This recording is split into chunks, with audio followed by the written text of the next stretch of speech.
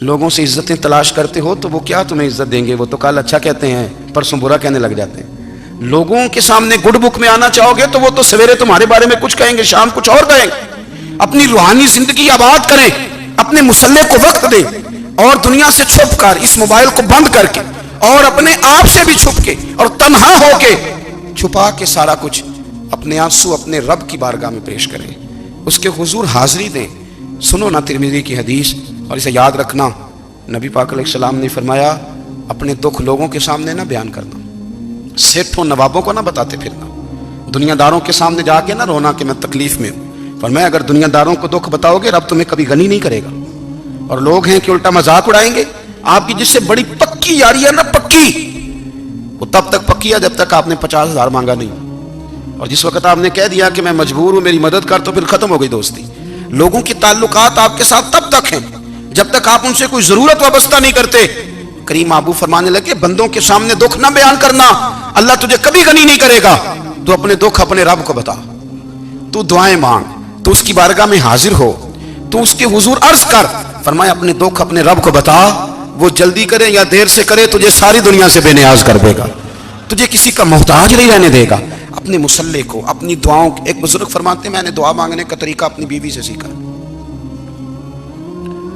دعا مانگنے کا طریقہ اپنی، سیکھنے والے تو اپنے بچوں سے بھی سیکھ لیتے ہیں، سیکھنے والے تو ہر ایک سے سیکھتے ہیں۔ وہ کہتے ہیں میں نے دعا مانگنے کا سلیقہ اپنی بیوی سے سیکھا ہے۔ حضرت وہ کس طرح؟ فرمانے لگے میری بیوی نے نا مجھے کوئی کام بتایا، کچھ پیسوں کی ضرورت کے لیے کہا، تو میں نے اسے کہا کہ بھئی ابھی میرے پاس نہیں ہے، کچھ دنوں میں آتے ہیں تو میں دے دوں گا۔ عورتوں کی عادت ہوتی ہے وہ بار بار یاد کراتی ہیں، 2-4 دنوں کے بعد پھر اس نے کہا حضرت وہ میں نے کہا تھا کچھ پیسے، میں نے اسے کہا کہ ابھی میرے پاس نہیں ہے، کچھ دنوں میں ملتے ہیں تو میں تمہیں دے دوں گا۔ اس نے کچھ دنوں کے بعد پھر کہا حضور وہ میں نے کچھ پیسے کہے تھے۔ فرماتے میں نے ڈانٹ دیا، میں نے کہا کہ کیا تو روز مجھے شرمندہ کرتی ہے، کہا نا میرے پاس نہیں ہے، ہوں گے تو دے دوں گا، تو روز یاد کراتی ہے۔ فرماتے ہیں اس نے پہلے تو میری ڈانٹ کو سہا، پھر میرے سخت جملوں نے اس کی آنکھوں میں آنسو پیدا کر دیے، پھر اس نے اپنے آنچل میں اپنے اس دکھ کو سمیٹا، اور پھر اس نے ایک جملہ کہا تو میں رو پڑا، اور مجھے اپنے رب سے مانگنے کا طریقہ آ گیا۔ مجھے کہنے لگی حضرت جی آپ نے ڈانٹ دیا میں نے سہ لیا، پر آپ ہی میرے شوہر ہیں، بتائیں نا آپ سے نہ کہوں تو میں کس سے جا کے کہوں۔ فرماتے ہیں میں رو پڑا، اور میں کھل کے رویا، اور میں تڑپ کے رویا، اور پھر میری سسکیاں بند گئیں۔ تو مجھے کہنے لگی آپ کو کیا ہوا؟ میں نے کہا مجھے بھی دعا مانگنی آ گئی ہے، جب میں اسے کہوں گا نا اللہ تو ہی میرا رب ہے، میں تجھ سے نہ کہوں تو میں کس سے جا کے کہوں؟ میں کیوں کسی بندے سے سوال کروں؟ میں کیوں کسی دنیا دار سے کہوں؟ میں تیرے بندوں کا، نیک بندوں کا وسیلہ لے کے، تیرے محبوب کی غلامی لے کے تیری بارگاہ میں آئیں، تجھ سے نہ مانگوں تو کس سے مانگوں؟ سمجھ آ گئی ہے؟ جب میں اس رنگ میں مانگوں گا تو پھر رب میرے اوپر بڑا ہی فضل فرمائے گا، وہ میرے اوپر بڑی رحمت کرے گا، وہ میرے لیے آسانیاں کرے گا۔ عزیز دوستو ہم اس طرح کرنے لگ گئے ہیں کہ ہم نے نا اپنے تعلقات پر اعتماد کرنا شروع کر دیا ہے۔ میرے تعلقات بہت ہیں، ہم نے اپنی دولت پر اعتماد کرنا شروع کر دیا ہے، میرے پاس دولت بہت ہے، ہم نے اپنے علم پر، اپنی شہرت پر اعتماد کرنا شروع کر دیا ہے کہ میرے پاس فلاں چیز بہت ہے۔ یاد رکھنا جب بے نیاز اپنی صفت بے نیازی دکھاتا ہے تو بڑی بڑی دولتوں والے مجبور نظر آتے ہیں۔ بھائیو جب انسان کا رشتہ اپنے مالک کے ساتھ ہوتا ہے پھر تو غم بھی کچھ نہیں کہتے، پریشانیاں بھی کچھ نہیں کہتی، پھر تو زندگی صبر والی، پھر تو زندگی توکل والی، پھر تو زندگی بھروسے والی، پھر انسان اپنے آپ کو رسوا نہیں کرتا، دنیا داروں سے امیدیں اس کی ختم ہو جاتی، امیدیں اللہ رسول سے لگا لیتا ہے، مضبوط ہو جاتا ہے، مضبوط، طاقتور ہو جاتا ہے، خوددار ہو جاتا ہے، باوقار باعزت ہو جاتا ہے۔ حضرت بہلول دانا رحمۃ اللہ علیہ بیٹھے تھے تو ہارون رشید حج کر کے آ رہا تھا، تو رستے میں حضرت شیخ سے ملاقات ہو گئی تو السلام علیکم کے بعد کہنے لگا حضور کوئی حکم ہو تو بتائیے گا۔ تو حضرت بہلول دانا فرمانے لگے تیرا رب کون ہے؟ اس نے کہا اللہ۔ تو فرمایا میرا کون ہے؟ کہا اللہ۔ فرمانے لگے تو بڑا ہی بیوقوف ہے، کیا تو یہ سمجھتا ہے کہ رب ہارون رشید کو تو دے گا اور بہلول دانا کو بھول جائے گا؟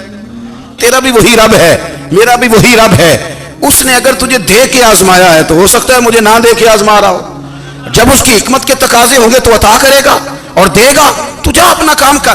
بھائی اپنی روحانی زندگی، اپنی عبادات، اپنے وظائف، اپنے روزمرہ کے معاملات، اپنی دعائیں، اپنا استغفار، دیکھو کوئی مشکل کام تو نہیں، 2 رکوع ہیں سورہ واقعہ کی اگر رات کو پڑھ لی جائے تو۔ میں کس طرح یہ بات بیان کروں کہ تعویذ بانٹنا آسان ہے اور وظیفہ بتانا مشکل ہے؟ سارا دن تویز بانٹیں تو لوگ لینے کو تیار ہیں، اور اگر آپ وظیفہ بتائیں تو کہتے ہیں تو مشکل کام ہے۔ او خدا کے بندے، اگر آپ کا تعلق قرآن پاک کے ساتھ مضبوط ہو، قرآن پاک کے ساتھ اگر آپ کا رشتہ ہو، لوگ سفارشیں ڈھونڈتے ہیں نا دنیا میں، کوئی تعلق مل جائے تو میرا کام ہو جائے، دنیا میں اتنا مشکل معاملہ ہے، آخرت میں مجھے بتائیے گا کتنا مشکل معاملہ ہوگا۔ میرے نبی پاک صلی اللہ تعالی علیہ وسلم نے فرمایا جو لوگ سورہ ملک پڑھا کرتے تھے نا، سورہ ملک، یہ سورت ملک قیامت میں ان کی سفارش کرے گی، اور اس طرح کرے گی کہ کہے گی اے اللہ یہاں اس بندے کو جنت میں داخل کر دے یا مجھے قرآن پاک سے علیحدہ کر دے، تو رب فرمائے گا جا اس کا دامن تھام کے اسے جنت تک پہنچایا۔ آپ بات کو سمجھیں، جب آپ کے تعلقات اپنے معاملات کے ساتھ مضبوط ہوں گے، یہ نبی کریم نے وعدہ کیا ہے کہ تو سورت واقعہ پڑھ تیرے گھر میں فاقہ نہیں آئے گا۔ حضرت عبداللہ ابن مسعود رضی اللہ تعالیٰ عنہ بیمار تھے تو حضرت عثمان غنی رضی اللہ تعالیٰ عنہ تیمارداری کے لیے تشریف لے گئے اور جا کر کے کہا کہ آپ بڑے بیمار ہیں، آپ کی بیٹیاں زیادہ ہیں، میں چاہتا ہوں کہ خزانے میں سے کچھ مدد کروں۔ تو سیدنا عبداللہ ابن مسعود رضی اللہ تعالیٰ عنہ اٹھ کے بیٹھ گئے اور کہنے لگے امیر المومنین، اللہ آپ کو میری طرف سے، میری بیٹیوں کی طرف سے بہتر صلہ دے، میری بیٹیوں کو کسی خزانے کی ضرورت نہیں، میں نے انہیں خزانہ دے دیا ہے۔ کہا جناب آپ نے کون سا خزانہ دیا ہے، میں آپ کے مالی معاملات کو جانتا ہوں۔ تو فرمانے لگے امیر المومنین، میرے نبی کریم نے فرمایا ہے جو سورت واقعہ پڑھے اسے کبھی فاقہ نہیں آتا، میں نے بیٹیوں کو یاد کرا دی ہے، یہ خزانہ میں نے انہیں دے دیا ہے۔ وہ سارے والدین سنیں جو بیٹیوں کے لیے پریشان رہتے ہیں۔ حضرت عبداللہ ابن مسعود نصیحت کر رہے ہیں، فرمانے لگے میں نے سورت واقعہ یاد بھی کرا دی ہے، پڑھنے کی عادت بھی ڈال دی ہے۔ حضور نے فرمایا ہے جو سورت واقعہ پڑھے اسے فاقہ نہیں آتا۔ کہنے لگے چاند تو اپنی جگہ چھوڑ سکتا ہے، سورج گر سکتا ہے، تارے ٹوٹ سکتے ہیں، پر مدینے والے رسول کی بات غلط نہیں ہو سکتی۔ حضور نے فرمایا فاقہ نہیں آئے گا تو انشاءاللہ کبھی بھی نہیں آئے گا۔ کرنے کا کام یہ ہے کہ ہم اپنے معاملات، اپنی عبادات، اپنی دعائیں، کبھی 10 منٹ عادت ہو جائے نا دعا مانگنے کی علیحدہ سے رات کو۔ حضور نے فرمایا جو فرض نماز کے بعد دعا مانگے اللہ اس کی قبول کر لیتا ہے۔ نبی پاک صلی اللہ تعالیٰ علیہ وسلم نے فرمایا اللہ مسافر کی دعا قبول فرماتا ہے۔ حضور نے فرمایا اللہ مظلوم کی دعا قبول فرماتا ہے۔ حضور نے فرمایا بیمار سے دعا کراؤ اللہ اس کی دعا قبول فرماتا ہے۔ میرے نبی پاک نے فرمایا ماں باپ جب بھی اولاد کے لیے ہاتھ اٹھائیں، ویسے تو بلے شاہ تو آسمانی اڑ دیا ہی پھڑ دیں، جڑا گھر بیٹھا انہوں بڑھیا ہی نہیں۔ حضور فرمانے لگے ماں باپ جب بھی اولاد کے لیے دعا فرمائیں اللہ ان کی دعا کو قبول کرتا ہے۔ آپ اپنا تعلق بنائیں، دعا کے ساتھ، عبادت کے ساتھ، مصلی کے ساتھ رشتہ بنائیں، استغفار پڑھیں۔ صلاح الدین ایوبی صلیبی جنگوں میں تھے، رات کو مسجد اقصی میں نماز پڑھی تو پریشان تھے۔ ایک بزرگ سے ملاقات ہوئی تو وہ کہنے لگے کہ آپ بڑے پریشان ہیں۔ کہنے لگے حضور پریشان اس لیے ہوں کہ پہلے ہی مسلمان کمزور ہے، اب میں نے سنا ہے دشمن کا ایک بحری بیڑا وہ جنگی سامان سے بھرا ہوا آ رہا ہے، تو اب ان کے پاس اور تلواریں اور نیزے آ جائیں گے، مسلمانوں کے پاس پہلے ہی وسائل کی کمی ہے، پریشان ہوں کس طرح کر کے مقابلہ کریں گے۔ یہ بات کہتے ہی صلاح الدین ایوبی نے بزرگوں سے کہا حضور آپ بھی دعا کرنا، دعا کی بڑی طاقت ہے۔ میرے نبی پاک نے فرمایا دعا مومن کا ہتھیار ہے، دعا مومن کا، دعا مومن کا۔ حضور نے فرمایا تقدیر کو سوائے دعا کے کوئی چیز نہیں بدل سکتی، دعا مومن کا ہتھیار ہے، یہ کافر کے پاس کوئی نہیں، یہ ہتھیار ہے مومن کا۔ اللہ کرے آپ کو سمجھ آئے، پھر سنیں کئی بار کہہ چکا ہوں یہ ہتھیار ہے، کافر کے مقابلے میں جو تیرے پاس سب سے بڑا ہتھیار ہے وہ دعا ہے۔ دعائیں کرانی چھوڑ دی، کرنی چھوڑ دی، لینی چھوڑ دی۔ حضرت سیدنا انس بن مالک رضی اللہ تعالیٰ عنہ فرمایا کرتے تھے میں نے وہ رنگ دیکھا ہے جب حضور دعا مانگتے تھے اور حضور کی مقدس آنکھوں میں آنسو بھی ساتھ ہی بہا کرتے تھے، میں نے وہ انداز دیکھا ہے۔ تو صلاح الدین ایوبی بزرگ سے کہنے لگے آپ بھی دعا کیجیے، اور خود رونے لگے اور سر سجدے میں رکھ کے رونے لگے، اور عشاء سے لے کر فجر تک روئے، خوب روئے۔ صبح وہ بزرگ آئے تو صلاح الدین ایوبی کا خوبصورت اور ہنستا ہوا چہرہ دیکھا، کہنے لگے آپ بڑے خوش ہیں، رات تو میں نے بڑے روتے ہوئے دیکھا تھا۔ تو کہنے لگے حضور وہ جو بحری بیڑا آ رہا تھا نا وہ پانی میں ڈوب گیا ہے، اب وہ نہیں آ رہا، ابھی خبر آئی ہے تو میں بڑا خوش ہوں۔ بزرگ کہنے لگے اٹھ سینے سے لگ، اور سن ایک بات، وہ بحری بیڑا پانی میں نہیں ڈوبا، وہ تیرے آنسوؤں میں ڈوب گیا ہے، وہ جو تو رات رویا ہے نا رب کریم کی بارگاہ میں تو وہ ڈوب گیا ہے۔ حضرت عائشہ صدیقہ رضی اللہ تعالیٰ عنہ فرماتی ہیں ایک عورت تھی اور اسے نبی پاک صلی اللہ تعالیٰ علیہ وسلم نے نا وہ کلمہ پڑھ کے مسلمان ہوئی، مدینہ طیبہ آ گئی تو حضور نے مسجد نبوی شریف میں اس کے لیے مکان، ایک سادہ سا کمرہ ساتھ مسجد کے بنوا دیا، وہیں رہنے لگی۔ اکثر وہ سیدہ طیبہ کے پاس آتی تو حضرت عائشہ صدیقہ رضی اللہ تعالیٰ عنہ فرماتی ہیں وہ بڑی باتیں سناتی اور آخر میں کہتی وہ ہار والا دن بھی بڑا عجیب دن تھا، اور میرے رب کی قدرتوں کا دن تھا، وہ بھی بڑا عجیب دن تھا۔ سیدہ عائشہ صدیقہ رضی اللہ تعالیٰ عنہ ایک دن فرمانے لگی کہ تو ہار والے دن کا بڑا ذکر کرتی ہے، وہ کیا دن تھا؟ تو خاتون کہنے لگی اماں جی وہ دن تھا جب میرے رب پر بھروسہ اور مضبوط ہو گیا، جس دن میرا اپنے رب پر توکل اور بڑھا، میرے ایمان میں یقین میں اور پختگی آئی۔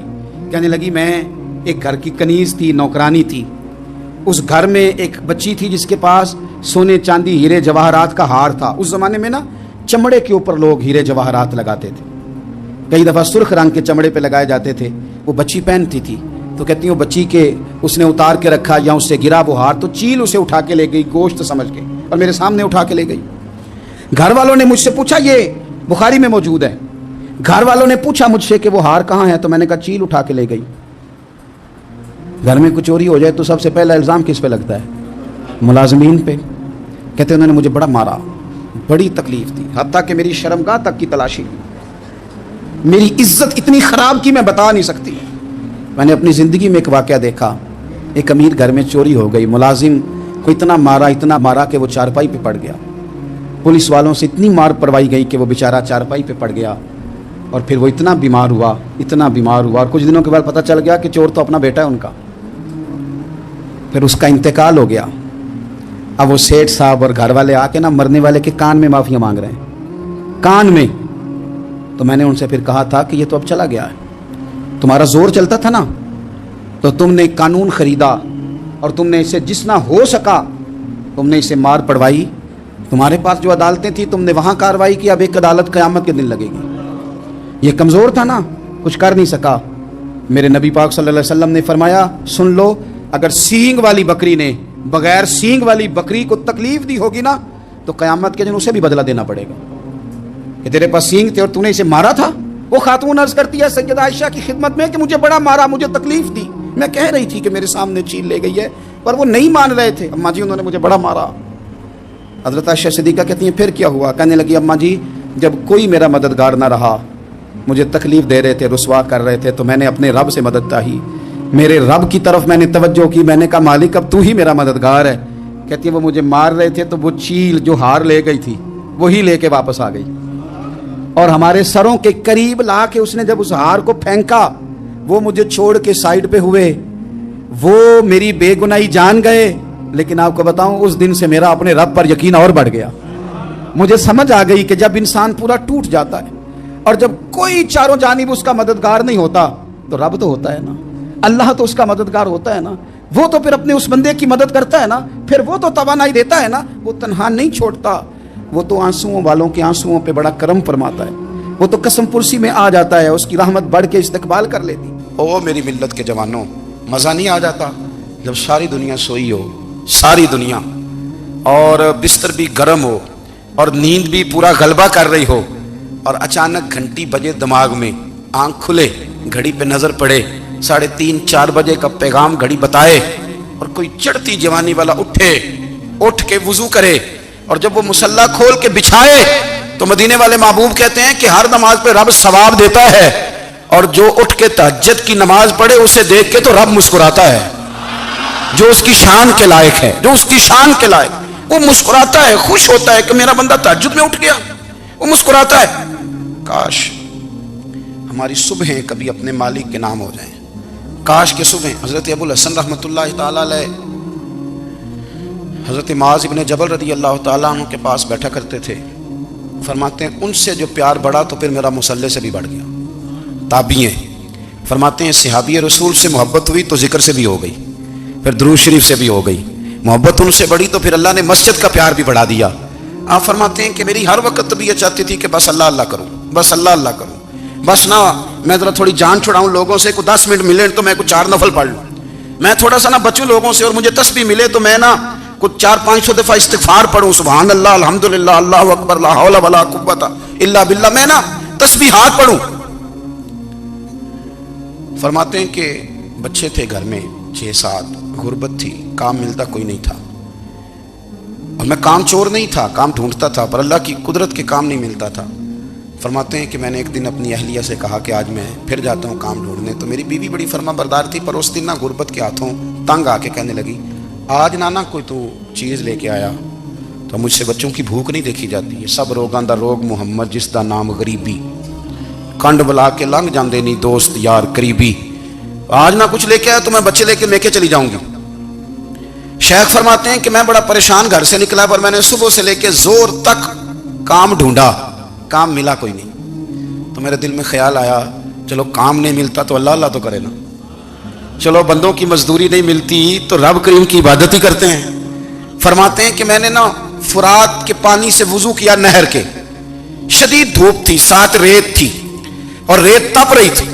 میں نے اپنا رومال وہیں مصلی کے طور پر بچھا لیا اور فرماتے ہیں کہ زور سے لے کر عصر تک نماز پڑھی, دھوپ بھی پورے زور پہ پر میرے سجدے کا ذوق بھی پورے زور پہ. فرماتے ہیں سورج بھی چمک رہا ہے اور رب کی عبادت کا ذوق بھی پورے زور پہ. میں سجدہ کروں تو پھر میرا اٹھانے کو جی نہ چاہے.